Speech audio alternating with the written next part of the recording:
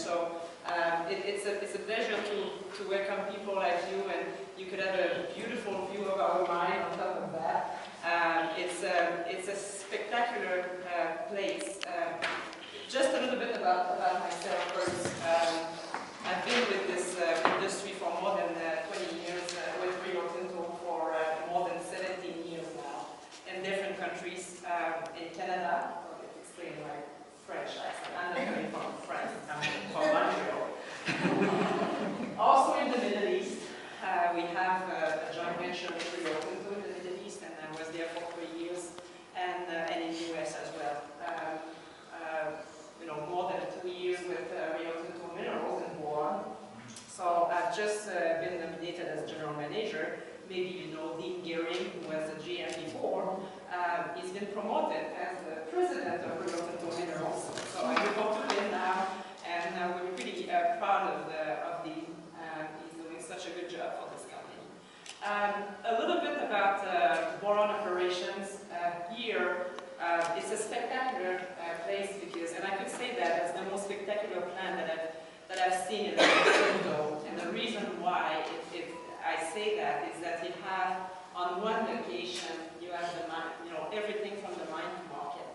You have the mine, the ore, the refineries, and also shipping, packaging, logistics, and we also transport that to our port in Wilmington on top of that. So if I count Wilmington, and here we have 870 employees just in California. In addition to that, we have an office also in Denver, and also multiple offices across the globe, in Europe, Singapore, and Asia.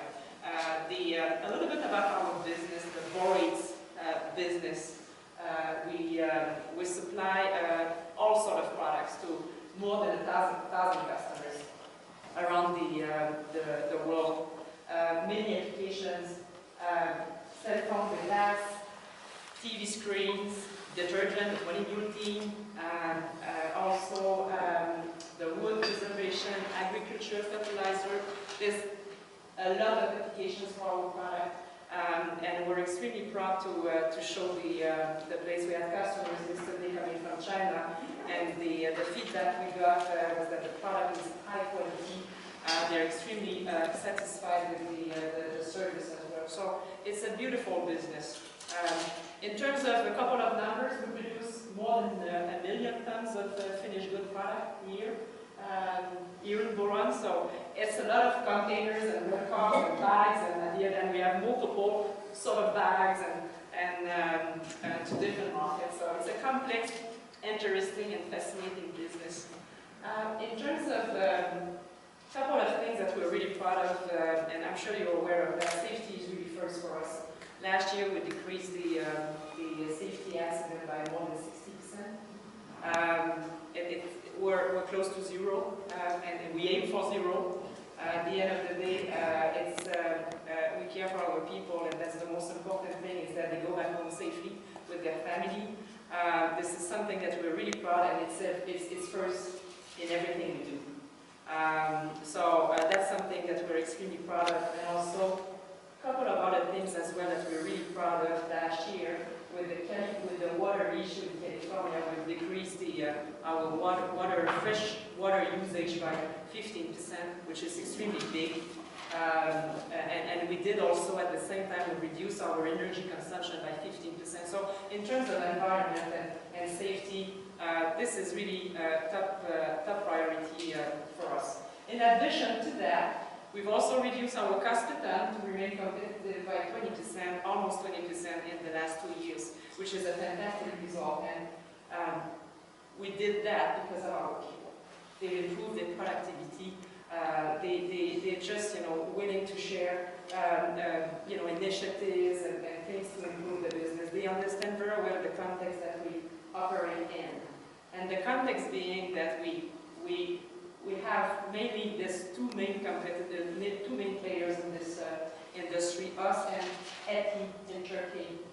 And in fact, we started this plant with them at the beginning in 1950 something, and it's now government owned. And they're pretty aggressive. They're putting a lot of volume on the market. They're expanding.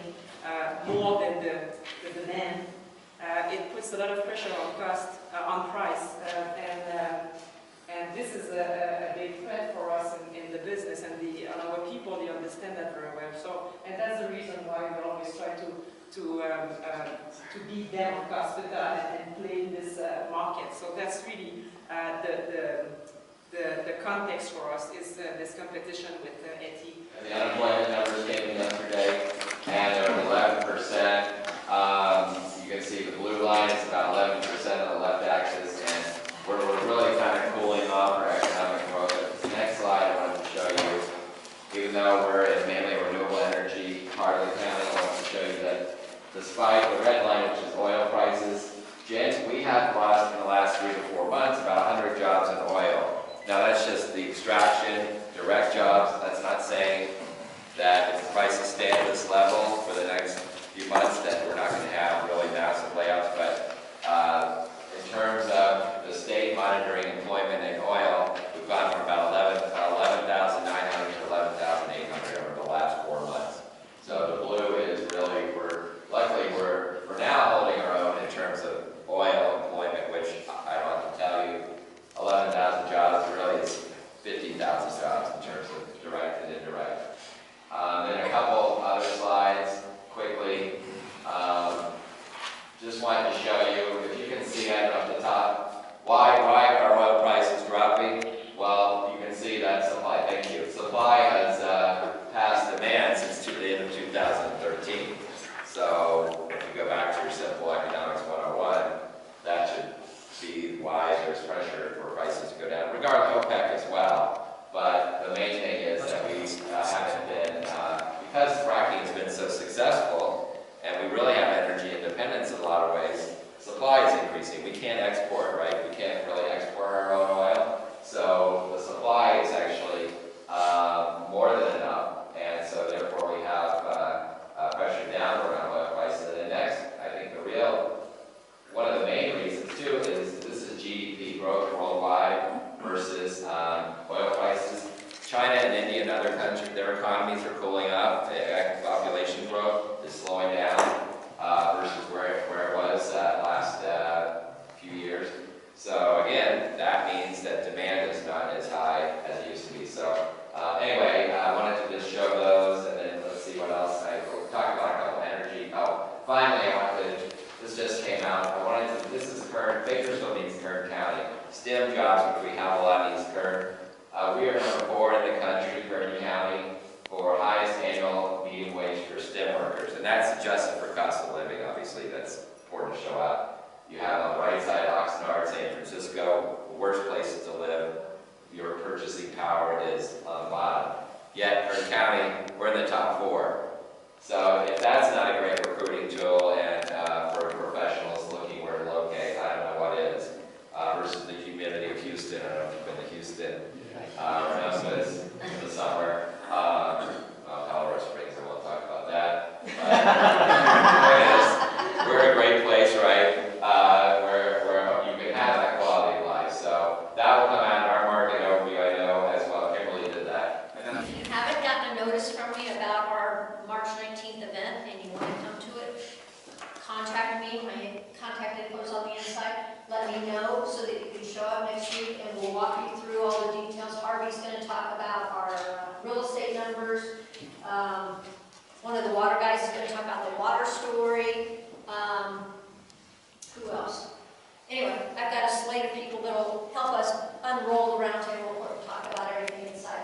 So, coming up, make sure if you want to go to IAMC in Palm Desert in April, let me know, because you can leverage our membership with IAMC and do that and have a lot of fun with site selectors and actives that are here in California having a great time.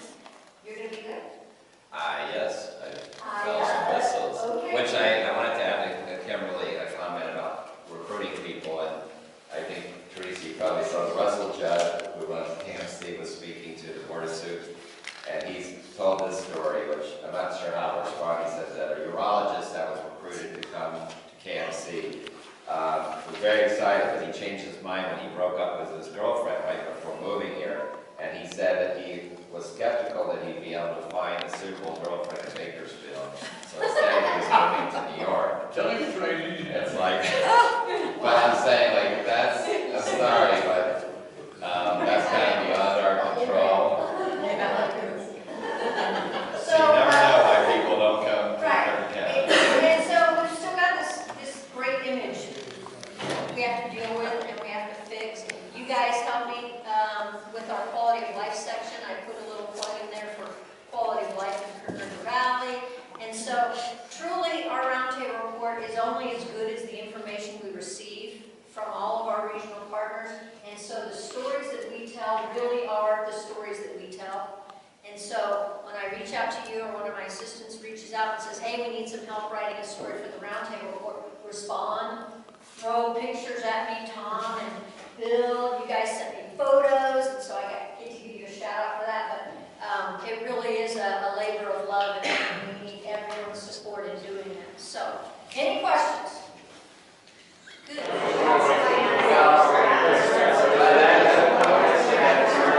This is looking down into a borax plant out here in Boron.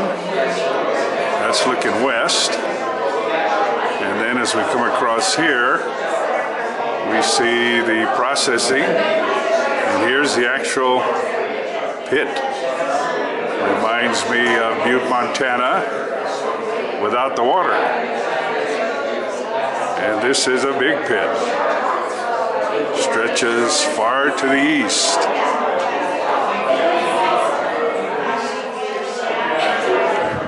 These are some of the ore cars out in front of the Borax Visitor Center, actually Rio Tinto Visitor Center.